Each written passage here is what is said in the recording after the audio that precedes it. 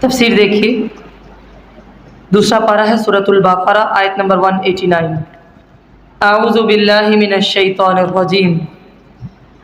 یسألونک عن الأہلہ قل ہی مواقیت للناس والحج وليس البر بأن تأتوا البيوت من ظهورها ولكن البر من اتقى وأتوا البيوت من أبوابها واتقوا الله لعلكم تفلحون۔ وہ آپ سے نئے چاندوں کے متعلق پوچھتے ہیں، کہہ دیجئے وہ لوگوں کے لیے اور حج کے لیے وقت معلوم کرنے کا ذریعہ ہے۔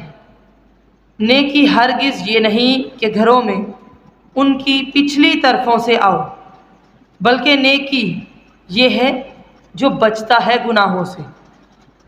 گھر میں آنا ہے، دروازوں سے آؤ، اللہ سے ڈرو تاکہ تم کامیاب ہو جاؤ۔ الاہلتی، یہ ہلال ان کی جمع ہے، پہلی اور دوسری رات کے چاند کو ہلال کہتے ہیں، پھر بعد میں اسے قمرن کہا جاتا ہے۔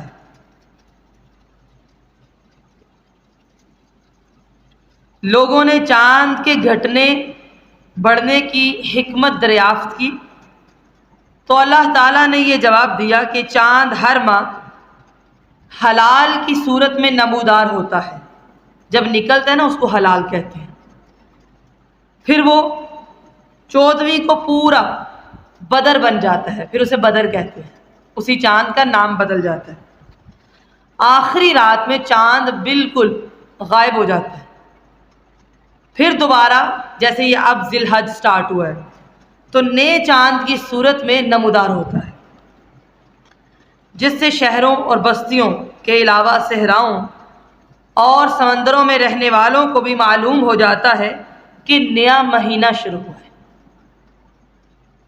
اور چاند کی جو مختلف حالتیں ہیں اس سے لوگ تاریخ بھی معلوم کر سکتے ہیں۔ اب تو کیلنڈر آ گیا نا، پہلے یہ نہیں تھا، سمجھ آ گئی؟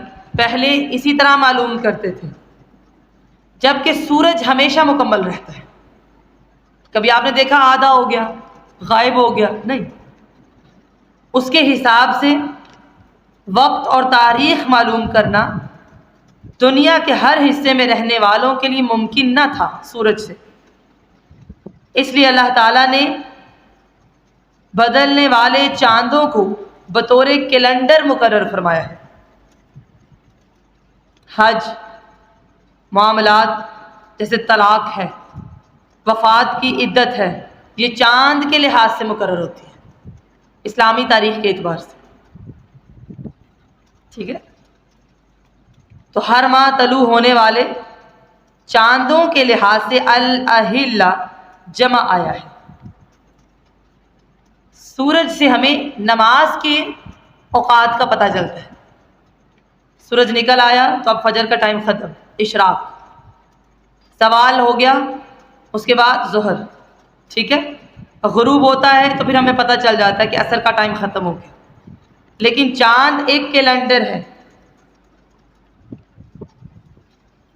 اسی طرح ابن عباس نے روایت کیا ہے کہ لوگوں نے نبی مکرم صلی اللہ علیہ وسلم سے چاند کے بارے میں سوال کیا، اس موقع پر یہ آیت نازل ہوئی، یسألونک عن الأہلہ قل ہی مواقیت للناس والحج، کہ نبی لوگ آپ سے نئے چاند کے بارے میں دریافت کرتے ہیں کہ گھٹتا اور بڑھتا کیوں ہے، کہہ دیجئے کہ وہ لوگوں کے کاموں کی میعاد معلوم ہونے کا ذریعہ ہے، ٹھیک ہے؟ تفسیر تبری میں آتا ہے اس سے قرض کی مدت، عورتوں کی عدت، حج کا وقت معلوم ہوتا ہے۔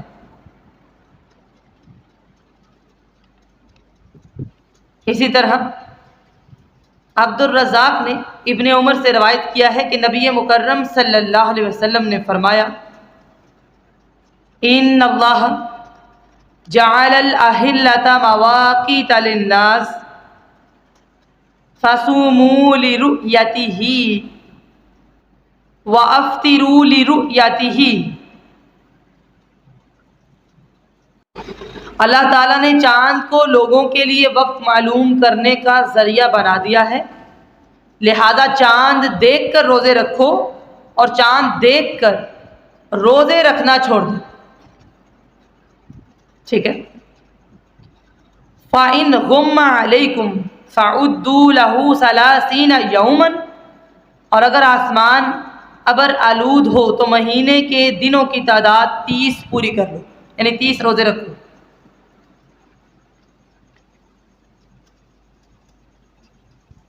ٹھیک ہے، تو سب سے پہلے ہمیں یہ معلوم ہوا کہ اللہ تعالیٰ نے یہ چاند کیوں بنائے ہیں، تاکہ لوگوں کو وقت معلوم ہو جائے، حج کے لیے جو اوقات مقرر کیے ہیں ان کا پتہ چل جائے۔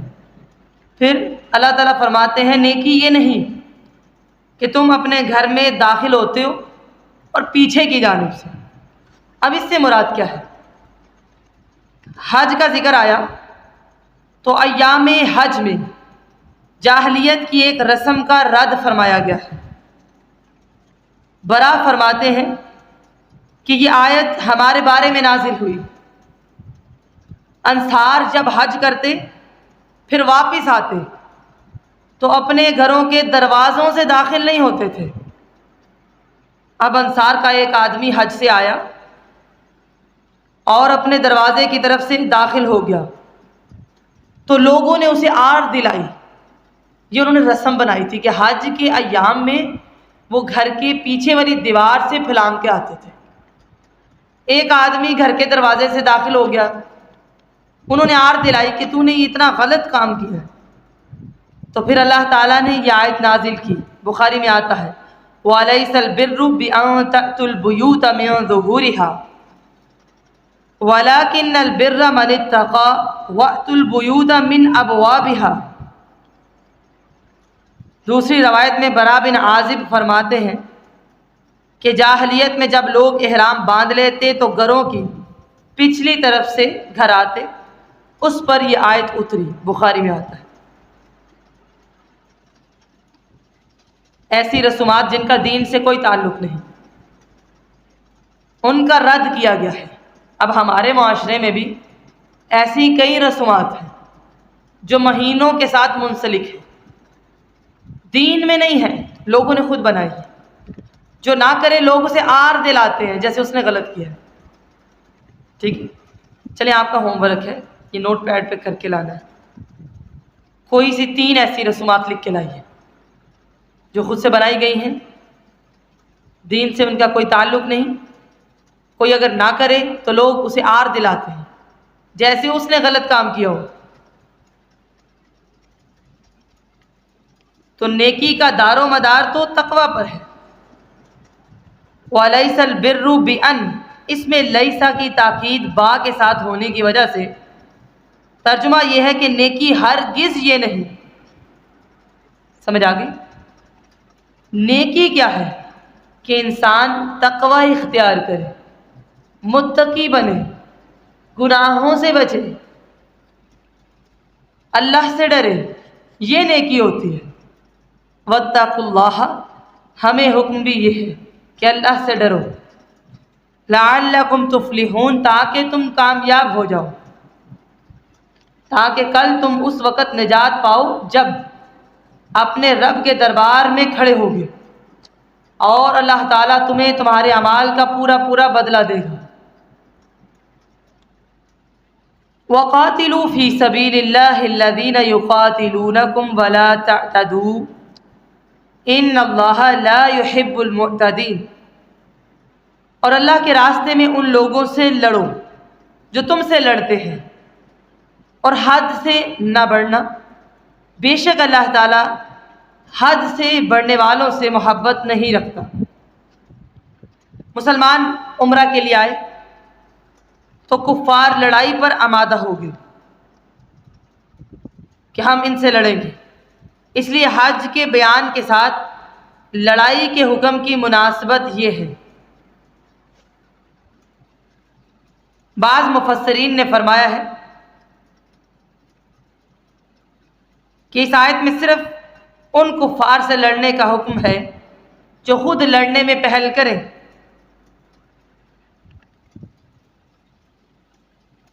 ٹھیک ہے، لا تعتدو زیادتی نہ کرو، اس کا معنی انہوں نے یہ کیا ہے کہ تم لڑائی میں پہل نہ کرو۔ پھر ان مفسرین نے اسے ان آیات کے ساتھ منسوخ قرار دیا ہے جن میں تمام کفار سے لڑنے کا حکم ہے، وہ پہل کریں یا نہ کریں۔ مثلا سورہ التوبہ آیت نمبر 36، وَقَاتِلُوا الْمُشْرِكِينَ كَافَّةً، اور جو مشرک ہیں ان سے ہر حال میں لڑو۔ سورہ التوبہ آیت نمبر 36 بولا میں نے۔ آگے چلتے ہیں سورہ التوبہ آیت نمبر 133، قاتلوا الذین یلونکم من الکفار، ان لوگوں سے لڑو جو کافروں میں سے تمہارے قریب ہیں۔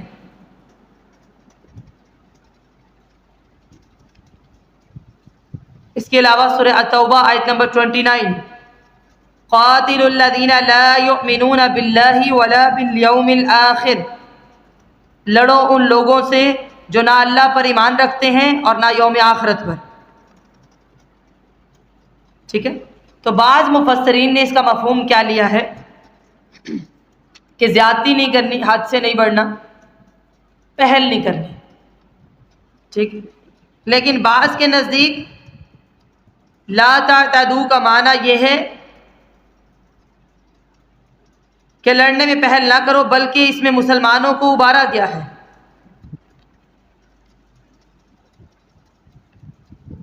اس کا معنی کیا ہے کہ جب وہ لڑنے سے دریغ نہیں کرتے تو تم بھی ان سے لڑو، اور جن جن جگہوں سے انہوں نے تمہیں نکالا ہے تم بھی انہیں وہاں سے نکالو۔ ایک تو یہ ہو گیا کہ پہل نہیں کرنی، دوسرا بعض لوگوں نے یہ مراد لیا ہے کہ لڑنے میں دریغ نہیں کرنی، اگر وہ لڑ رہے ہیں تو تم بھی لڑو۔ اور لا تعتدوا کا معنی، تیسرا معنی، ابن عباس اور عمر بن عبدالعزیز نے یہ بیان فرمایا کہ بچوں اور عورتوں کو قتل نہ کرو، نہ بوڑھوں کو، نہ ان کو جو صلح کرنا چاہتے ہیں اور لڑتے نہیں ہیں۔ اگر تم نے عورتوں کو قتل کیا، بچوں کو مارا، بوڑھوں کو مارا، جو صلح کرنے والے تھے ان کو قتل کیا، تو تم نے زیادتی کی، یہ ابن کثیر میں آتا ہے۔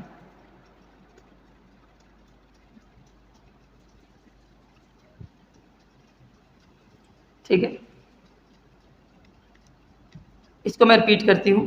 سب سے پہلے یہ کہ بعض مفسرین نے یہ کہا کہ خود لڑنے میں پہل نہیں کرنی، اور پھر ان مفسرین نے اسے ان آیات کے ساتھ منسوخ قرار دیا جن میں تمام کفار سے لڑنے کا حکم ہے، وہ آیات میں نے لکھوائی ہیں۔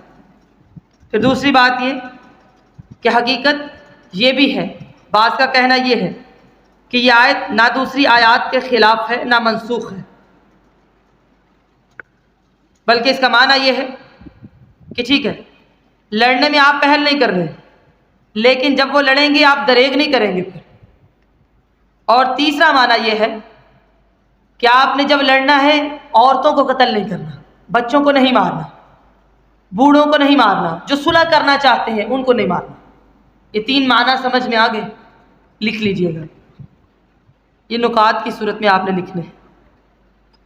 مسلم میں آتا ہے کہ نبی مکرم صلی اللہ علیہ وسلم جب کسی شخص کو کسی لشکر کا امیر مقرر فرماتے تو اسے اور باقی مومنوں کو نصیحت فرماتے۔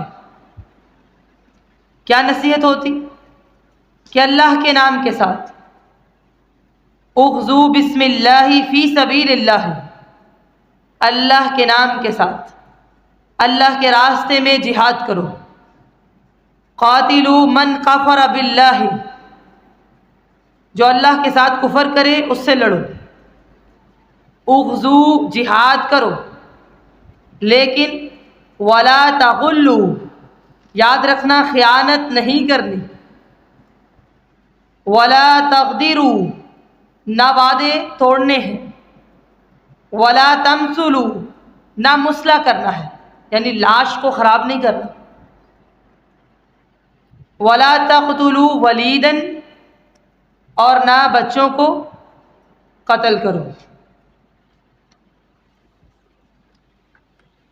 یہ بات سمجھ آ گئی کہ نہ خیانت کرنی ہے، نہ عہد شکنی کرنی ہے، نہ مسلح کرنا ہے، نہ بچوں کو قتل کرنا ہے، اور نہ ہی درویشوں اور راہبوں کو قتل کرنا ہے۔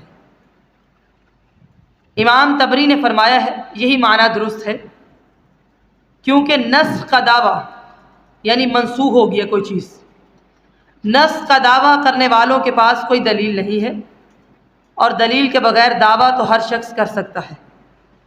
یاد رکھیے گا، کوئی بھی آیت جب ہم کہتے ہیں نا منسوخ ہو گئی ہے، اس کے مقابلے میں ناسخ آیت آنی چاہیے، اور پھر اس کی دلیل بھی ہونی چاہیے، حدیث سے پتہ چلنا چاہیے۔ ظاہر ہے کہ اس پیشکش کے بعد کہ مسلمان ہو جاؤ یا جزیہ دو یا پھر لڑنے کے لیے تیار ہو جاؤ، اگر کوئی شخص نہیں لڑتا بلکہ مسلمان ہو جاتا ہے یا جزیہ دینے پر آمادہ ہو جاتا ہے، اس سے لڑنا زیادتی ہے، اور اللہ تعالیٰ زیادتی کرنے والوں کو پسند نہیں کرتا۔ سمجھ آ گئی بات کی؟ وَاقْتُلُوهُمْ حَيْثُ ثَقِفْتُمُوهُمْ وَأَخْرِجُوهُمْ مِنْ حَيْثُ أَخْرَجُوكُمْ وَالْفِتْنَةُ أَشَدُّ مِنَ الْقَتْلِ وَلَا تُقَاتِلُوهُمْ عِنْدَ الْمَسْجِدِ الْحَرَامِ حَتَّى يُقَاتِلُوكُمْ فِيهِ فَإِنْ قَاتَلُوكُمْ فَاقْتُلُوهُمْ كَذَلِكَ جَزَاءُ الْكَافِرِينَ فَإِنِ انْتَهَوْا فَإِنَّ اللَّهَ غَفُورٌ رَحِيمٌ۔ اور انہیں قتل کرو جہاں انہیں پاؤ، انہیں وہاں سے نکالو جہاں سے انہوں نے تمہیں نکالا، اور فتنہ قتل سے زیادہ سخت ہے، اور مسجد حرام کے پاس ان سے نہ لڑو یہاں تک کہ وہ اس میں تم سے لڑیں، پھر اگر وہ تم سے لڑیں تو تم انہیں قتل کرو، ایسے ہی کافروں کی جزا ہے۔ پھر اگر وہ بعد آ جائیں تو بے شک اللہ بے حد بخشنے والا اور نہایت رحم کرنے والا ہے۔ رسول اللہ صلی اللہ علیہ وسلم نے مکہ فتح کیا، اور 9 ہجری میں حضرت ابو بکر صدیق کو امیر حج بنا کر بھیجا، اور انہیں سورہ توبہ میں مذکور اعلان کرنے کا حکم دیا، جس کے مطابق سورہ توبہ کا آغاز وہ آیات آپ نے لکھ لی ہے، جس کے مطابق مشرکین کو 4 ماہ تک مکہ میں اور سرزمین عرب میں چلنے پھرنے کی اجازت دی گئی۔ اس کے بعد مسلمان نہ ہونے کی صورت میں وہ جہاں ملے انہیں قتل کرنے کا حکم دے دیا گیا، اور انہیں جزیرہ عرب سے نکالنے کا حکم ہوا۔ سورہ توبہ کی پہلی 5 آیات آپ نے لکھنی۔ پھر یہود کو بھی پہلے مدینہ سے، پھر آپ صلی اللہ علیہ وسلم کی وصیت کے مطابق حضرت عمر کے زمانے میں سرزمین عرب سے نکال دیا گیا۔ یہ سب اسی اخرجوہم کے حکم کی تعمیل تھی۔ سمجھ آ گئی؟ جہاد میں چونکہ انسانی جانوں کا خاتمہ اور مردوں کو قتل کرنا ہے، اس لیے اللہ تعالیٰ نے فرمایا کہ کافر جو اللہ کے ساتھ کفر و شرک کرتے ہیں اور اس کی راہ سے روکتے ہیں، بظاہر ایسا لگتا ہے کہ جہاد میں جانیں جا رہی ہیں، لیکن یہ شرک اور کفر قتل سے بھی بڑھ کر شدید اور سنگین جرم ہے۔ اسی لیے اللہ تعالیٰ نے فرمایا وَالْفِتْنَةُ أَشَدُّ مِنَ الْقَتْلِ، کہ کفر اور شرک یہ فساد قتل سے کہیں بڑھ کر ہے۔ الفتنہ اس کا اصل معنی آزمائش میں ڈالنا ہے، مفسرین نے اس کا معنی شرک کیا ہے۔ والفتنہ اشد من القتل، اس کی تفسیر 2 طرح سے کی ہے۔ جب میں کہتی ہوں نا 2 طرح سے یا 3 طرح سے، وہ لکھنی ہوتی ہے اور اس کو سمجھنا اور یاد رکھنا ہوتا ہے۔ نمبر 1 وہ یہ کہ بے شک مشرکین کو قتل کرنے کا حکم بڑی سخت بات ہے، مگر وہ جس طرح شرک پر اڑے ہوئے ہیں اور مسلمانوں کو چاہتے ہیں کہ مشرک بنا دیں۔ اگر مسلمان شرک نہ کریں تو ان پر ظلم ڈھاتے ہیں۔ ان کا یہ شرک کرنا اور مسلمانوں کو شرک پر مجبور کرنا اس سے بھی زیادہ سخت جرم ہے، لہذا اس کی وجہ سے جب جنگ ہوگی تو انہیں قتل کیا جائے جہاں بھی وہ ملے، یہاں تک کہ اللہ کا دین اتنا غالب ہو جائے کہ کسی کو مسلمان ہونے والے شخص پر ظلم و ستم کر کے اسے دین سے ہٹانے کی جرت باقی نہ رہے۔ دوسرا معنی امام طبری نے یہ کیا ہے کہ کسی مومن کو اسلام قبول کرنے پر آزمائش میں ڈالنا یہاں تک کہ وہ اسلام سے دوبارہ دور ہو کے مشرک بن جائے، اس مومن کے لیے اس سے زیادہ تکلیف دہ، نقصان دہ ہے کہ وہ اسلام پر قائم رہتا اور اسی پر قتل ہو جاتا، کیونکہ قتل تو ایک ہی دفعہ ہو جاتا ہے جبکہ کفار کی طرف سے سزا اور عذاب کا سلسلہ جاری رہتا ہے۔ مجاہد کے الفاظ یہ ہیں کہ مومن کا بت پرستی کی طرف لوٹ جانا اس پر قتل ہونے سے بھی زیادہ سخت ہے۔ اس صورت میں معنی یہ ہوگا کہ بے شک ان کفار کو قتل کرنا بڑی سخت بات ہے، مگر جو معاملہ وہ مسلمانوں کے ساتھ کر رہے ہیں وہ ان کے لیے قتل ہو جانے سے بھی زیادہ تکلیف دہ ہے۔ تو مسلمانوں کو قتل ہو جانے سے بھی بڑی تکلیف اور آزمائش میں مبتلا کرنے کے مقابلے میں مسلمانوں کا انہیں قتل کرنا کم سخت ہے، یعنی مسلمان قتل ہونا پسند کر لیں گے لیکن کافر ہونا نہیں۔ وَالْفِتْنَةُ أَشَدُّ مِنَ الْقَتْلِ، یہ جو الفاظ ہیں ان میں دونوں معنی موجود ہیں، اور یہی قرآن مجید کا اعجاز ہے کہ ایک آیت ہے اس میں کئی معنی ہو سکتے ہیں۔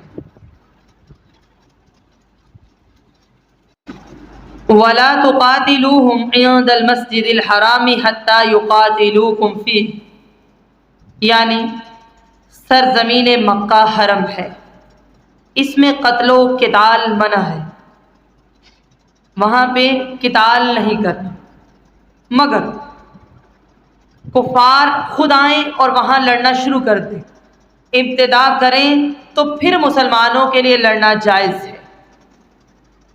پھر اگر وہ لڑائی کریں تو پھر تم صرف قتال لڑائی ہی نہیں بلکہ انہیں قتل کرو تاکہ فتنہ ختم ہو۔ ایسے کافروں کی یہی جزا ہے۔ الکافرین میں الف لام عہد کا ہے، اس لیے ترجمہ ایسے کافروں کیا گیا ہے۔ یہ ایسے کہاں سے آیا ہے؟ الف لام سے۔ صحیح بخاری صحیح مسلم میں روایت آتی ہے، نبی مکرم صلی اللہ علیہ وسلم نے فرمایا ان ھذا البلد حرمہ اللہ یوم خلق السماوات والارض فہو حرام بحرمت اللہ الی یوم القیامت، اس شہر کو اللہ تعالیٰ نے اسی دن سے محترم قرار دیا ہے جس دن آسمانوں اور زمین کو پیدا فرمایا۔ تو یہ اللہ تعالیٰ کے محترم قرار دینے کی وجہ سے قیامت تک محترم ہے۔ سمجھ آ گئی؟ وَإِنَّهُ لَمْ يَحِلَّ الْقِتَالُ فِيهِ لِأَحَدٍ قَبْلِ، اور یاد رہے مجھ سے پہلے کسی کے لیے اس میں لڑائی کرنا حلال نہ تھا۔ ٹھیک ہے، اور میرے لیے بھی دن کی صرف ایک گھڑی میں لڑنا حلال قرار دیا گیا تھا، چنانچہ یہ اللہ تعالیٰ کے محترم قرار دینے کی وجہ سے یہ شہر قیامت تک محترم ہے۔ اس کے کانٹوں کو نہ کاٹا جائے اور نہ اس کے شکار کو بگایا جائے، اور نہ اس کی گری ہوئی چیز کو اٹھایا جائے مگر جو اس کا اعلان کرے، حتیٰ کہ اس کی گھاس بھی نہ کاٹی جائے۔ اتنا حرمت والا شہر ہے، ٹھیک ہے۔ اگر کوئی آ کے خود لڑے گا کافر تو پھر اسے قتل کیا جائے گا، یہ اجازت ہے۔ رسول اللہ صلی اللہ علیہ وسلم کا اشارہ فتح مکہ کے دن اہل مکہ سے لڑنے کی طرف تھا۔ یہ جو آیا نا، میرے لیے بھی دن کی صرف ایک گھڑی میں لڑنا حلال تھا، وہ اشارہ یہ ہے۔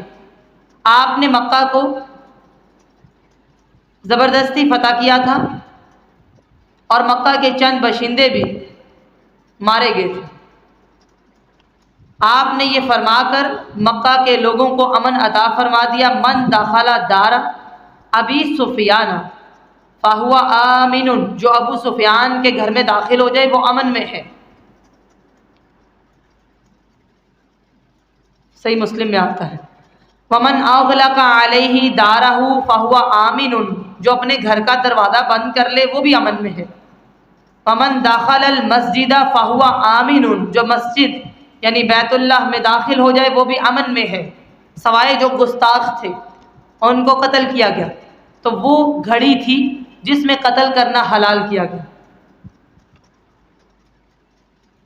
پھر اگر وہ تم سے لڑیں تم انہیں قتل کر دو۔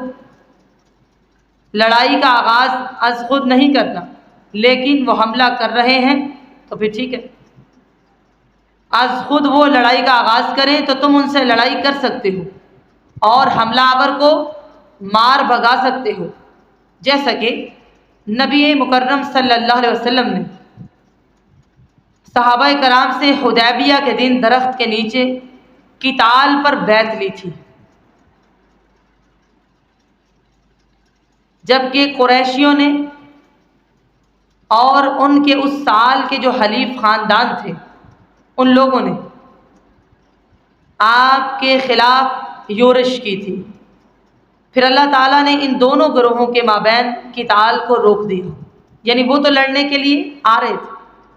سورۃ الفتح آیت نمبر 24 میں آتا ہے، وَهُوَ الَّذِي كَفَّ أَيْدِيَهُمْ عَنكُمْ وَأَيْدِيَكُمْ عَنْهُمْ بِبَطْنِ مَكَّةَ مِن بَعْدِ أَنْ أَظْفَرَكُمْ عَلَيْهِمْ، اور وہ اللہ ہی تو ہے جس نے تم کو ان کافروں پر فتح یاب کرنے کے بعد وادی مکہ میں ان کے ہاتھ تم سے اور تمہارے ہاتھ ان سے روک دیے، کیونکہ مکہ کے اندر جنگ نہیں کی جاتی، حرمت والا شہر ہے، ٹھیک ہے۔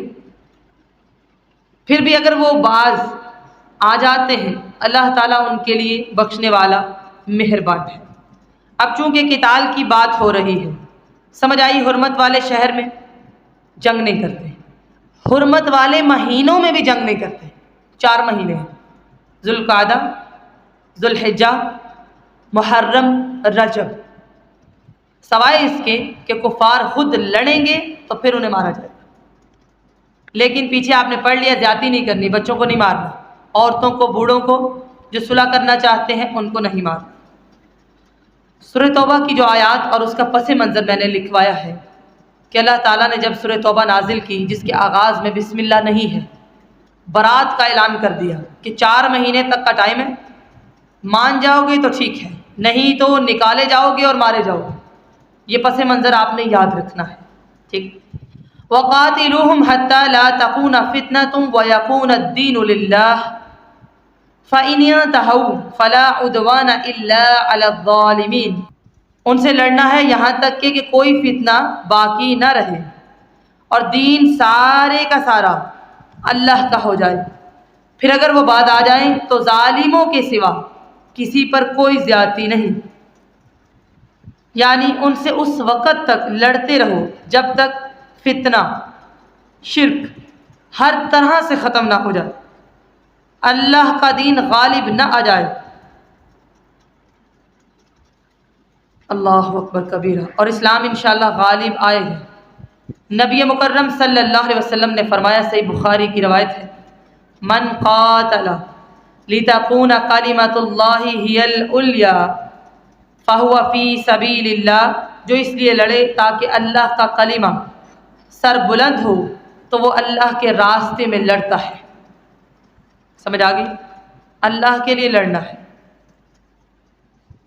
نبی مکرم صلی اللہ علیہ وسلم نے فرمایا امرت ان اقاتل الناس حتى يقولوا لا الہ الا اللہ، مجھے حکم دیا گیا ہے کہ میں لوگوں سے قتال کروں حتیٰ کہ وہ لا الہ الا اللہ کا اقرار کر لیں۔ فَإِذَا قَالُوا لَا إِلَهَ إِلَّا اللَّهُ عَصَمُوا مِنِّي دِمَاءَهُمْ وَأَمْوَالَهُمْ إِلَّا بِحَقِّهَا وَحِسَابُهُمْ عَلَى اللَّهِ، جب وہ لوگ اس کا اقرار کر لیں گے یعنی کلمہ پڑھ لیں گے تو مجھ سے اپنے خونوں اور مالوں کو بچا لیں گے، الا یہ کہ اس کلمے یا اسلام کی وجہ سے کوئی حق ہو اور اسے پامال کر دیا جائے، اور ان کا حساب اللہ کے سپرد ہے۔ صحیح بخاری میں روایت آتی ہے۔ تو کیا حکم ہے؟ وَقَاتِلُوهُمْ حَتَّى لَا تَكُونَ فِتْنَةٌ وَيَكُونَ الدِّينُ لِلَّهِ، اور ان سے لڑو یہاں تک کہ کوئی فتنہ باقی نہ رہے اور دین سارے کا سارا اللہ کے لیے ہو جائے۔ فَإِنْ انْتَهَوْا فَلَا عُدْوَانَ إِلَّا عَلَى الظَّالِمِينَ، پھر اگر وہ فساد سے بعد آ جائیں تو ظالموں کے سوا کسی پر زیادتی نہیں کرنی چاہیے، یعنی اگر وہ شرک سے اور مومنوں سے جنگ کرنے سے بعد آ جائیں تو تم بھی رک جاؤ، ٹھیک ہے؟ کیونکہ اس کے بعد ان سے جو لڑے گا وہ ظالم ہوگا۔ یہ ایک بڑی اہم چیز ہوتی ہے۔ جب آپ لڑ رہے ہیں تو آپ کو سمجھایا جا رہا ہے کہ آپ نے اپنے ہاتھ کو قابو میں رکھنا ہے۔ آپ کے ہاتھ میں تلوار ہے اور آپ مار بھی سکتے ہیں، لیکن اگر وہ شرک سے باز آ گیا، اب آپ ماریں گے تو آپ وہیں پر جو پہلے غازی ٹھہریں گے اب آپ ظالم بن جائیں گے۔ زیادتی نہیں کرنی۔ یا پھر اس آیت کریمہ کا مفہوم یہ ہے اگر وہ باز آ جائیں تو وہ گویا ظلم یعنی شرک سے باز آ گئے، لہذا اس کے بعد ان پر کوئی زیادتی نہ کی جائے، اور زیادتی سے یہاں مراد انہیں سزا دینا ہے اور ان سے جنگ کرنا ہے۔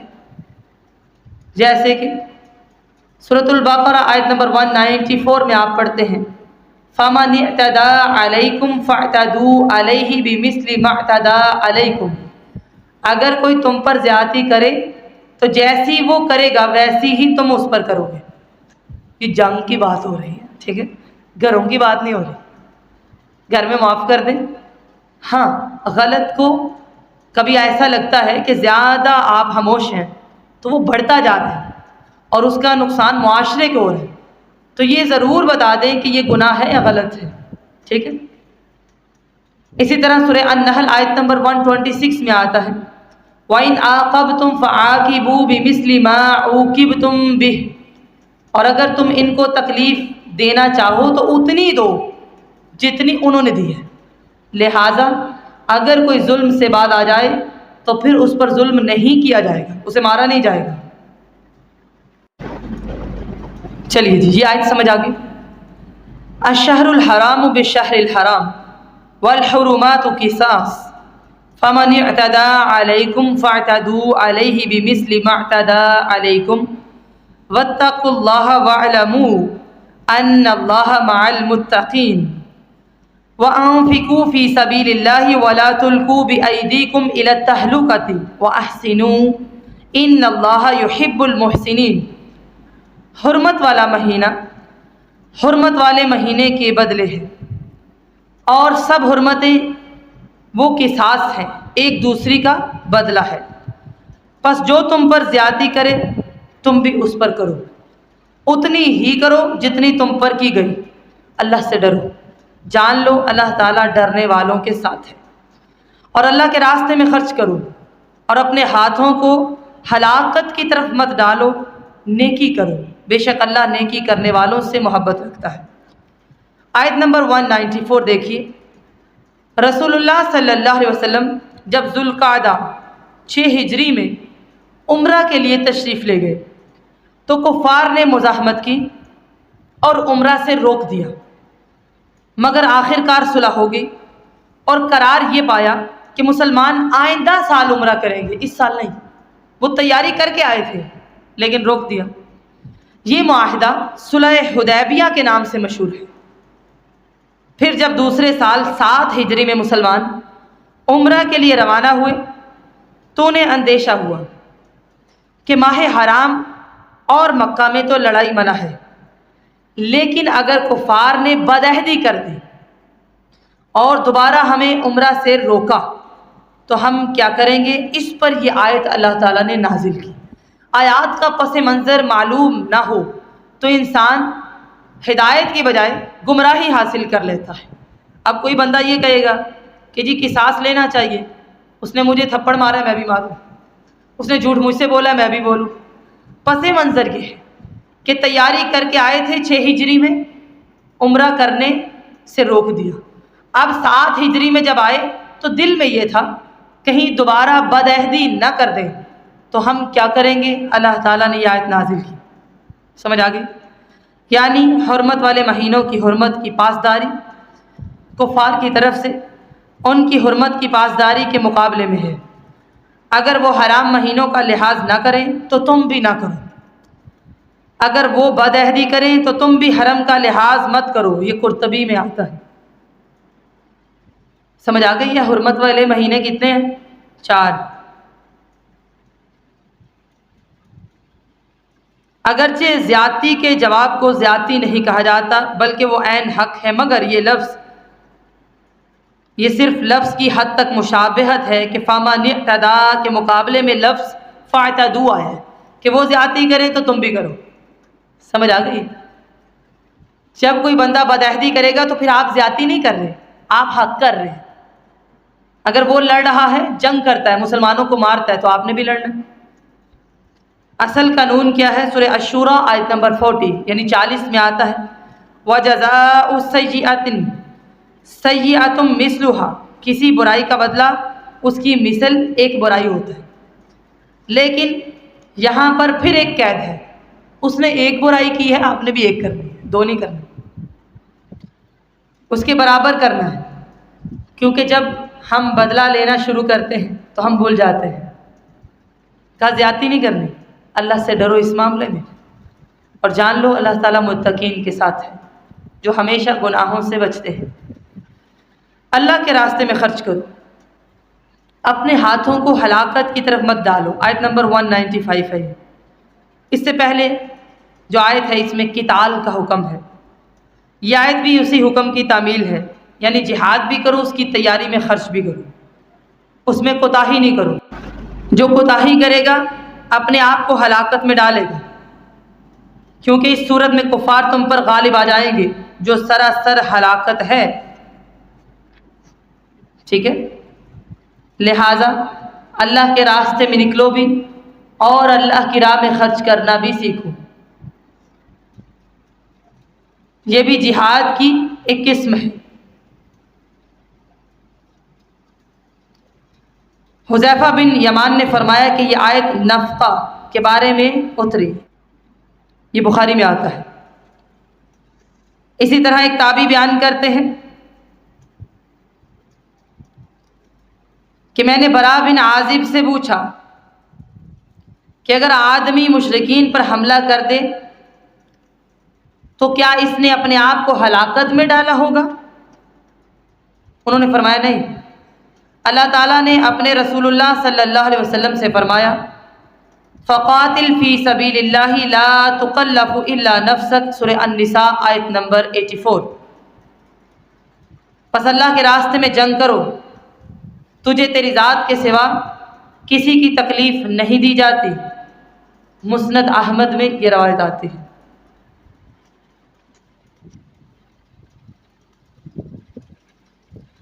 صحابہ کرام کی اس آیت کی تفسیر سے معلوم ہوتا ہے کہ جب کسی اکیلے فرد کے حملے سے دشمن کو نقصان پہنچنے کی امید ہو تو یہ حملہ درست ہوگا، بشرطے کہ جتنی تمام پیچھے شرائط ہیں ان کا خیال رکھا جائے، جیسے بچوں کو نہیں مارنا، عورتوں کو نہیں مارنا، ٹھیک ہے؟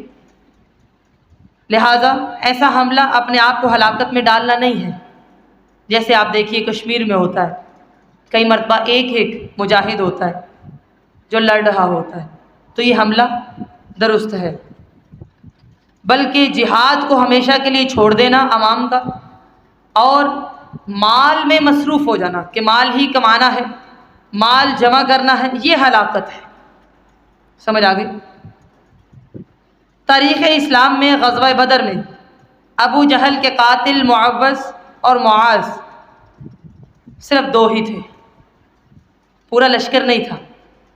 غزوہ خیبر میں ابو رافع یہودی کے قاتل عبداللہ بن عتیق اکیلے ہی تھے۔ یہ ہسٹری ہے، ٹھیک ہے؟ کبھی کبھی اللہ تعالیٰ ایک فرد سے اتنا بڑا بڑا کام لے لیتا ہے۔ مدینہ میں کعب بن اشرف کے قاتل محمد بن مسلمہ ایک ہی تھے۔ خالد بن سفیان کے قاتل عبداللہ بن انیس ایک ہی تھے، ٹھیک ہے؟ سمجھ آ گئی؟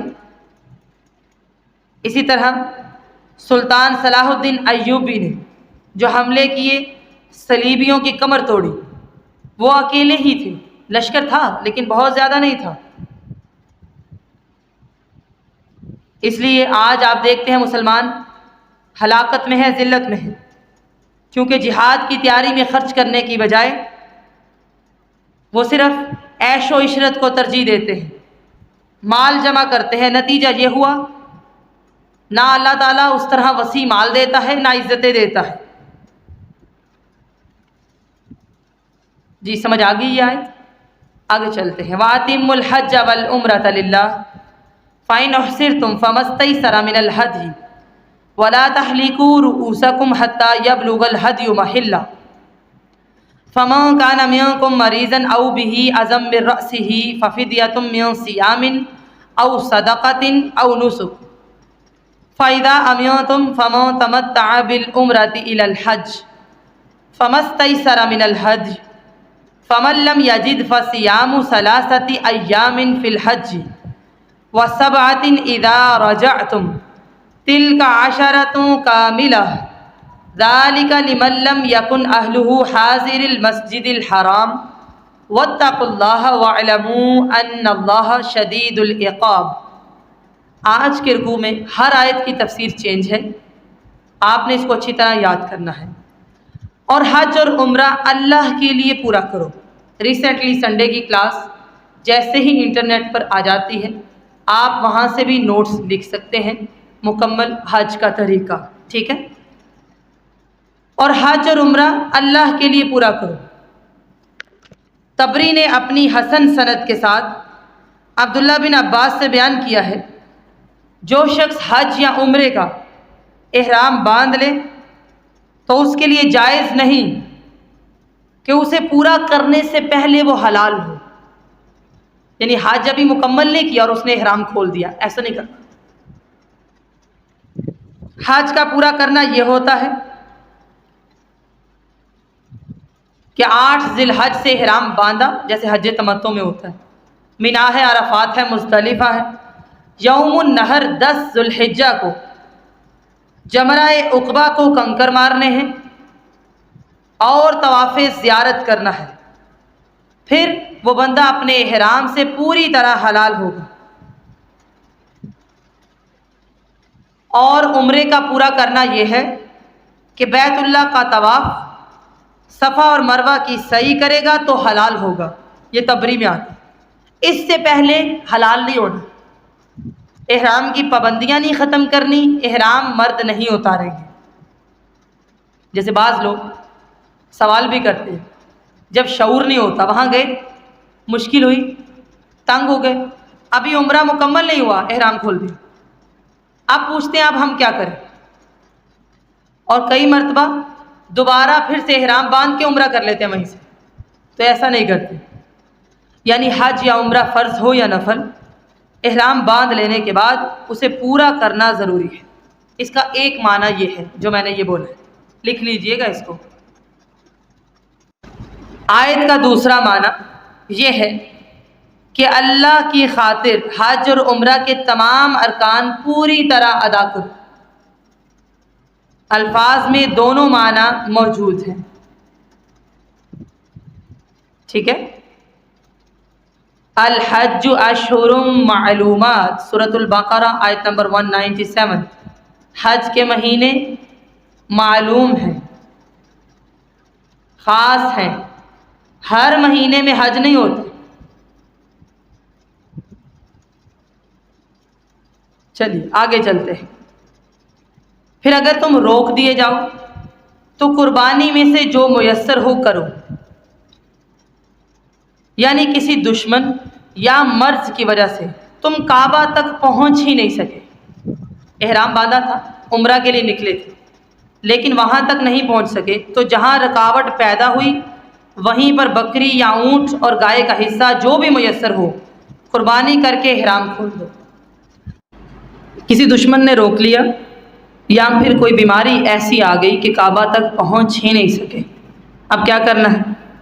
جہاں پر رکاوٹ پیدا ہوئی ہے وہیں پر قربانی کرنی.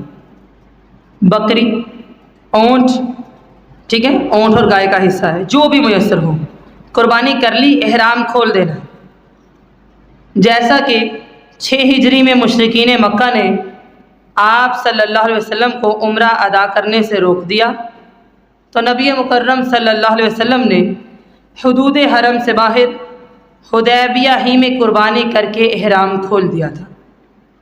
ٹھیک ہے. فَإِنْ أُحْصِرْتُمْ فَمَا اسْتَيْسَرَ مِنَ الْهَدْيِ، اس کا یہ معنی ہے وَلَا تَحْلِقُوا رُؤُوسَكُمْ حَتَّى يَبْلُغَ الْهَدْيُ مَحِلَّهُ، اور اپنے سروں کو نہ مونڈو یہاں تک کہ قربانی اپنے حلال ہونے کی جگہ پر پہنچ جائے. اس کا عطف اتم الحج پر ہے اور یہ حکم حالت امن کے ساتھ مخصوص ہے.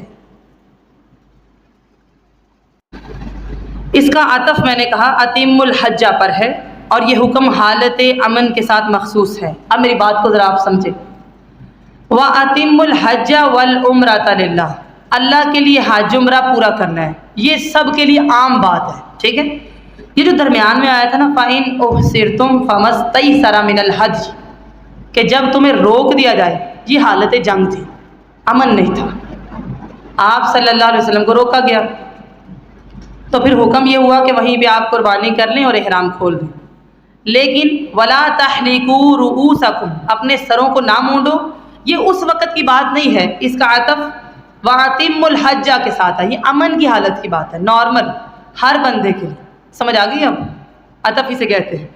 یعنی حالت امن میں اس وقت تک سر نہ منڈواؤ، یعنی احرام نہ کھولو جب تک کہ حج اور عمرہ کے اعمال پوری طرح ادا نہ کر لو، قربانی حلال ہونے کی جگہ پر نہ پہنچ جائے. سمجھ آ گئی اب بات کی؟ بخاری اور مسلم میں ہے رسول اللہ صلی اللہ علیہ وسلم ضباعہ بنت زبیر بن عبد المطلب کے پاس گئے تو انہوں نے عرض کیا کہ یا رسول اللہ صلی اللہ علیہ وسلم، میں حج کا ارادہ رکھتی ہوں اور میں بیمار ہوں. تو آپ صلی اللہ علیہ وسلم نے فرمایا حج کرو اور شرط کر لو کہ میرے حلال ہونے کی جگہ وہ ہوگی جہاں اے اللہ تو مجھے روک لے گا. ٹھیک ہے. یعنی کسی کی بیماری ایسی ہے کہ وہ وہاں تک پہنچ ہی نہیں پایا.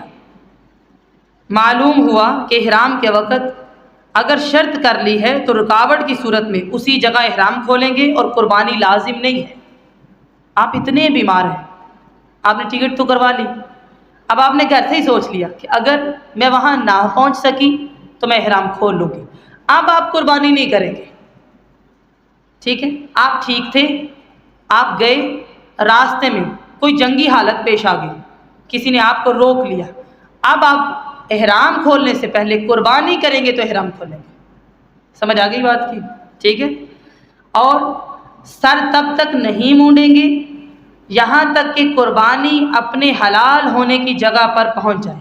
حج اور عمرہ جب تک، خاص طور پہ یہاں حج کی بات ہے، قربانی حلال ہونے کی جگہ پر نہ پہنچ جائے سر نہیں منڈوانا. سمجھ آ گئی؟ اور یاد رکھیے بال کٹوا بھی سکتے ہیں، منڈوا بھی سکتے ہیں. نبی مکرم صلی اللہ علیہ وسلم نے فرمایا اللہ اکبر کبیرہ۔ صحیح مسلم کی روایت ہے، رحم اللہ المحلقین، اللہ تعالیٰ رحم فرمائے ان لوگوں پر جو بال کو منڈوا دیتے ہیں، بالوں کو منڈواتے ہیں۔ قالوا، صحابہ کرام نے عرض کیا، والمقصرین، جو منڈوائے نہ اور کٹوا لے۔ یا رسول اللہ، اے اللہ کے رسول صلی اللہ علیہ وسلم، ان کے لیے بھی دعا فرما دیں۔ چنانچہ چوتھی بار آپ نے پھر فرمایا، چوتھی بار جا کے، والمقصرین، کہ اللہ تعالیٰ بال کٹوانے والوں پر بھی رحم فرمائے۔ اس لیے مرد حضرات مونڈتے ہیں، بعد میں آپ دیکھتے ہیں کبھی کبھار زیادہ عمرہ کرے نا، 2-3 عمرے کی ہیں تو پھر کبھی کبھار کٹوا بھی لیتے ہیں، لیکن منڈوانا زیادہ افضل ہے۔ خواتین منڈواتی نہیں، کٹواتی ہیں۔ سمجھ آ گئی بات کی؟ اللہ اکبر کبیرہ۔ اور اپنے سروں کو نہ مونڈو یہاں تک کہ قربانی اپنے حلال ہونے کی جگہ پر پہنچ جائے۔ فَمَا كَانَ مِنكُم مَّرِيضًا أَوْ بِهِ أَذًى مِّن رَّأْسِهِ فَفِدْيَةٌ مِّن صِيَامٍ أَوْ صَدَقَةٍ أَوْ نُسُكٍ، تم میں سے کوئی بندہ بیمار ہے یا سر میں ایسی تکلیف ہو گئی، ابھی حج مکمل نہیں ہوا، تو روزے یا صدقہ کرے گا یا قربانی میں سے فدیہ دے گا۔ یعنی احرام باندھنے کے بعد تمہیں کسی بیماری یا عذر کی بنا پر سر منڈوانے کی ضرورت پیش آ جائے تو سر منڈوا کر 3 چیزوں میں سے ایک بطور فدیہ آپ نے کرنا ہوگا۔ اب بات کیا ہے، حج جب تک مکمل نہیں نہ ہوتا سر نہیں منڈواتے۔ کوئی ایسا بیمار ہو گیا، سر میں اتنی تکلیف ہو گئی، اب وہ کہتا ہے میں پہلے ہی منڈوا لوں، ابھی حج نہیں پورا ہوا، تو پھر یہ 3 کاموں میں سے اسے ایک کرنا ہوگا۔ ایک صحابی کہتے ہیں کہ مجھے اٹھا کر نبی مکرم صلی اللہ علیہ وسلم کے پاس اس حال میں لایا گیا کہ جوئیں میرے چہرے پر گر رہی تھی۔ یہ حدیث میں آتا ہے، بخاری کی روایت ہے۔ تو آپ صلی اللہ علیہ وسلم نے فرمایا، میں نہیں سمجھتا کہ تمہیں اتنی زیادہ تکلیف ہو گئی ہے، کیا تمہارے پاس کوئی بکری وغیرہ ہے؟ میں نے کہا نہیں۔ آپ نے فرمایا تو تم 3 روزے رکھ لو یا 6 مسکینوں کو کھانا کھلاؤ، ہر مسکین کو نصف سا یعنی 1 کلو، اور سر منڈوا دو۔ ان 3 میں سے ایک کام کرنا ہے۔ یعنی اتنی تکلیف ہو گئی ہے، ابھی حج پورا نہیں ہوا، گرمی بہت ہے، پھر کیا کریں گے؟ ان تینوں میں سے ایک کام کریں گے۔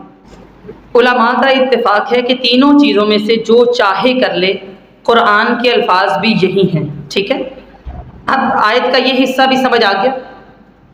فَإِذَا أَمِنْتُمْ فَمَن تَمَتَّعَ بِالْعُمْرَةِ إِلَى الْحَجِّ فَمَا اسْتَيْسَرَ مِنَ الْهَدْيِ فَمَن لَّمْ يَجِدْ فَصِيَامُ 3 أَيَّامٍ فِي الْحَجِّ وَسَبْعَةٍ إِذَا رَجَعْتُمْ۔ اب یہ ایک نئی بات ہے، وہ کیا؟ جب تم امن میں ہو جاؤ، تم میں سے جو حج تک عمرے سے فائدہ اٹھائے تو قربانی میں سے جو میسر ہو کرے، پھر جو نہ پائے تو 3 دن کے روزے حج کے دوران اور 7 دن کے اس وقت رکھے جب تم واپس آ جاؤ۔ کوئی شخص صرف عمرہ ادا کرے یا صرف حج تو اس پر قربانی واجب نہیں ہے۔ بات کو سمجھیے، اگر قربانی کرے تو ثواب ہے، صرف عمرہ صرف حج۔ البتہ اگر حج کے مہینوں میں عمرہ اور حج دونوں کرنے کا فائدہ اٹھائے گا، امن ہے نا، تو آپ وہ دونوں کام کرے، خواہ وہ میقات سے دونوں کا احرام اکٹھا باندھے جسے حج قران کہتے ہیں۔ لہٰذا میقات سے دونوں کا یعنی عمرہ اور حج کا اکٹھا احرام باندھیں گے تو اسے کیا کہتے ہیں؟ حج قران کہتے ہیں، لکھ لیجئے گا۔ حج قران کیا ہے؟ میقات سے آپ نے احرام باندھا، نیت کیا ہے؟ اکٹھا کرنا ہے، عمرہ بھی حج بھی، احرام کھولنا نہیں ہے درمیان میں، یہ ہے حج قران، ٹھیک؟ صرف حج کرنے جاتے ہیں، حج افراد کہتے ہیں اس کو، صرف حج کرنا، پہلے عمرے کا احرام باندھا، کھول دیا، 2-4 دن مل گئے، 8 ذو الحجہ کو حج کا احرام باندھا، اس کو حج تمتع کہتے ہیں۔ اور عوام الناس میں زیادہ کثیر تعداد حج تمتع کرتے ہیں۔ یہاں سے گئے، پہلے عمرہ کیا، احرام کھول دیا، فائدہ اٹھایا نا، احرام کی پابندیاں ختم، سمجھ آ گئی؟ 8 ذو الحجہ کو حج کا احرام باندھتے ہیں جسے حج تمتع کہتے ہیں۔ دونوں صورتوں میں، حج قران میں، حج تمتع میں قربانی واجب ہے، جو کم از کم 1 بکری ہے۔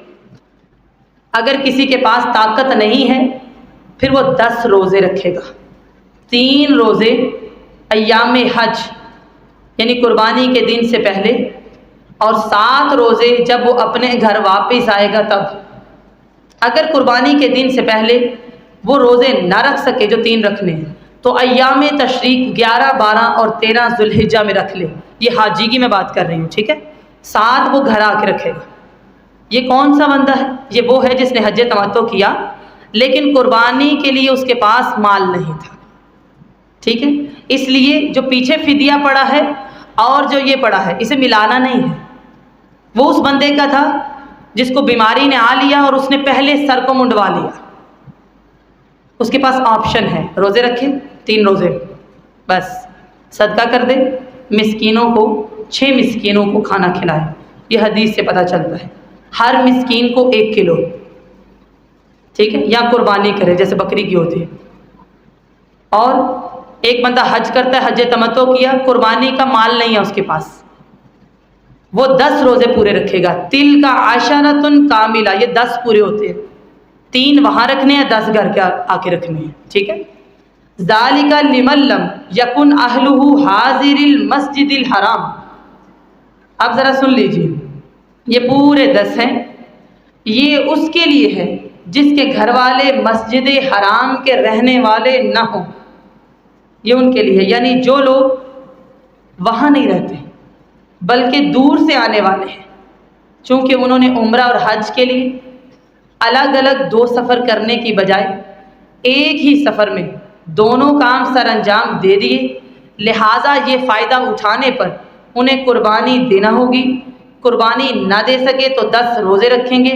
جو اہل مکہ ہیں، سن لیجئے، جو مکہ کے لوگ ہیں، انہیں حج کے مہینوں میں عمرہ اور حج کرنے سے چونکہ ایسا کوئی فائدہ حاصل نہیں ہوا، ٹھیک ہے؟ اس لیے وہ حج قران کریں یا حج تمتع، ان پر نہ قربانی ہے نہ روزے، یہ ان کے لیے ایک فائدہ ہے۔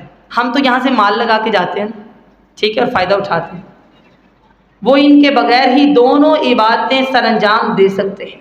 امام مالک، امام شافعی اور جمہور کا یہی قول ہے، ٹھیک ہے؟ البتہ امام ابو حنیفہ کا قول یہ ہے، اقوال کبھی کبھی میں لکھواؤں گی وہ آپ نے لکھنے ہیں، کہ حج تمتع اور حج قران صرف باہر سے آنے والوں کے لیے ہے، اہل مکہ کے لیے جائز نہیں، کیونکہ آپ دیکھیں نا باہر سے لوگ آ رہے ہیں عمرہ اور حج کرنے، اتنی تعداد ہے۔ ان کے کہنے کے مطابق اہل مکہ کو چاہیے کہ وہ عمرہ بعد کے مہینوں میں کر لیں، وہ تو ادھر ہی رہتے ہیں نا، وہ بس حج افراد کریں۔ سمجھ آ گئی یہ بات کی؟ مسجد حرام کے رہنے والوں سے مراد مکہ میں رہنے والے اور مکہ سے اتنی مسافت کے اندر اندر رہنے والے ہیں جس پر قصر ہوتا ہے، جو تقریباً 21 کلومیٹر ہے۔ بعض نے اس سے صرف مکہ کے اندر رہنے والے مراد لیے ہیں، جیسے ابن کثیر نے، ٹھیک؟ یہ 2 رائے ہیں اور یہ آپ نے یاد رکھنی ہے۔ لہٰذا اللہ سے ڈرو، بے شک اللہ تعالیٰ بہت سخت عذاب دینے والا ہے۔ اب یہ احکامات تھوڑے سے مشکل آپ کو محسوس ہوئے، اس کے باوجود یہ حکم ہوا کہ اللہ سے ڈرو۔ یہ نہ سمجھنا کہ اچھا کوئی بات نہیں، دل کیا سر منڈوا لیا، کوئی صدقہ نہیں دیا، ٹھیک ہے؟ دل کیا قربانی کر لی، نہیں تو نہیں کی، اور یہ پتہ ہی نہیں ہم نے حج کون سا کر رہے ہیں، ہم نے کون سا کرنا ہے، اس حج کے کیا تقاضے ہیں، ایسا نہیں ہونا چاہیے۔ اللہ تعالیٰ کی حدود کو پامال نہ کیا جائے، کیونکہ اللہ تعالیٰ جہاں پر غفور الرحیم ہے وہاں وہ سخت سزا دینے والا بھی ہے۔ سبحانک اللہم و بحمدک، نشہد ان لا الہ الا انت، نستغفرک و نتوب الیک۔